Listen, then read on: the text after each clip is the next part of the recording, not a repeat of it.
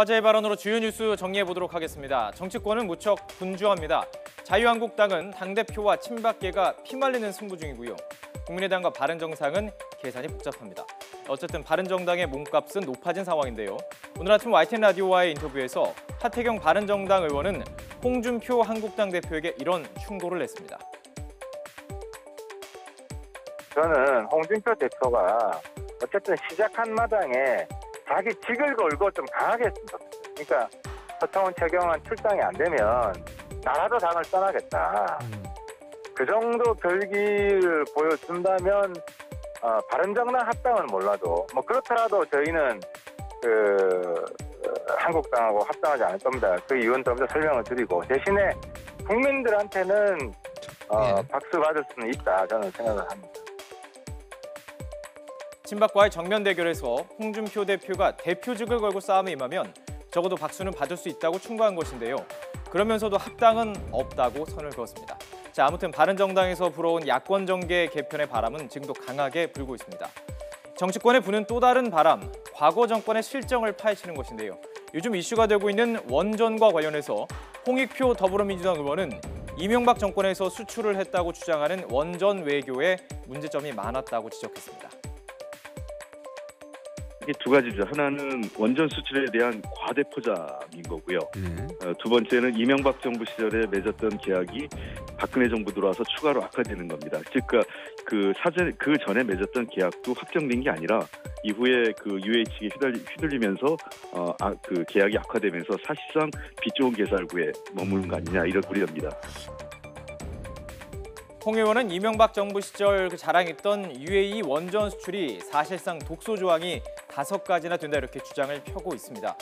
수익이 줄어들 수 있는 조항 때문에 위험도 있고요. 사고 또는 관리 책임 리스크도 상당히 컸다는 것이죠. 홍 의원은 원전 찬성론자들이 근거로 주장하고 있는 이 원전 수출에도 허점이 있었음을 지적하고 있는 것입니다. 자, 계속해서 원전 관련 소식 하나 더 짚어볼 텐데요. 지난 금요일 결정된 신고리 원전 오리코기 공사 재개와 관련된 소식입니다. 원전 반대를 주장해온 시민단체 실망스러운 결과일 수밖에 없는데 환경운동연합 사무총장 문재인 대통령에게 공약 포기에 대한 사과까지 요구했습니다.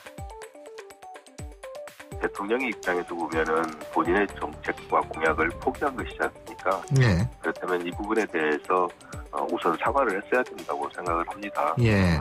그런데 마치 공론화 절차를 거친 다음이기 때문에 이 부분에 대한 책임이 탄핵단체들에게 있는 것이거나 내지는 자신은 아무런 책임이 없는 것처럼 얘기하는 것은 좀 아쉬운 부분이라고 생각하고요.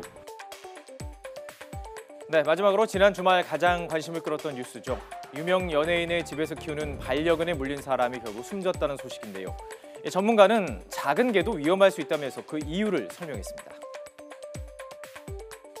보통 이제 반려동물의 가장 기본적인 습성이라는 것은 야생 시대에 가지고 있는 본능들을 항상 가지고 있다고 보시면 되고요. 야생의 본능, 작아도.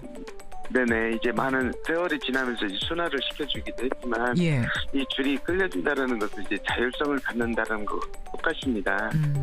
즉 자율성을 갖는다는 것은 개들이 행동하는 것은 어떠한 모습에 처해졌을 때 돌발적인 상황이 일어날 수가 있거든요. 예를 들어서 사람이 동작이 커지고 소리가 커지면 예. 개는 위협과 공포를 느끼게 돼 있고 예. 이와 다르게 또 사람이 소리 지르고 도망가면 예. 개는 본능적으로 사냥감으로 또 여기는 경우가 또 많습니다. 사냥감으로. 이 전문가는 반려견의 몸집이 작아도 야생의 습성이 남아있을 수 있기에 밖에 나갈 때는 항상 이 목줄과 입마개를 부착해야 한다고 조언하고 있습니다. 큰 사고가 있었던 만큼 개 주인들도 반려견을 기르는 일이 막중한 책임이 있다는 이름을 잊지 말아야 될 것 같습니다.